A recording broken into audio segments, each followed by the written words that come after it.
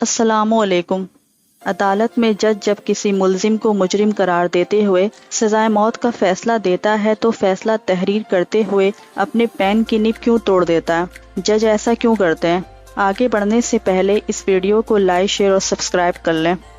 مجرم کو سزائے موت کے بعد جج کی جانب سے پین کی نب توڑنے کا رواج برصغیر میں آج بھی قائم ہے، جہاں آج بھی عدالت میں سزائے موت دینے کے بعد جج کی جانب سے پین کی نب توڑ دی جاتی ہے۔ برصغیر پاک و ہند میں برطانوی راج سے شروع ہونے والی ججوں کی اس روایت کی کئی توجیحات پیش کی جاتی ہے، جن میں سے سب سے زیادہ زبان زد عام یہ روایت ہے کہ جج کی جانب سے سزائے موت کی سزا کے بعد پین کی نب اس لیے توڑ دی جاتی ہے کہ وہ پین جو کسی کی زندگی کے خاتمے کی وجہ بنے، اب وہ پین کسی اور دوسرے کام کے لیے استعمال نہیں ہونا چاہیے۔ دوسری وجہ یہ ہے کہ جج اس لیے پین کی نب توڑ دیتا ہے کہ تاکہ اگر وہ کسی کو سزائے موت کی سزا سنا دے اور لکھ دے تو پھر کوئی اس سزا کو تبدیل نہ کر سکے اور نہ ہی وہ اپنے حکم کی نظر ثانی یا اس فیصلے کو فوری طور پر منسوخ کر سکے، اگر وہ چاہے بھی تو بھی نہ کر سکے۔ عام روایت یہ بھی ہے کہ جب جج یہ سزا کسی مجرم کو سناتا ہے تو جج کی جانب سے پین کی نب توڑنا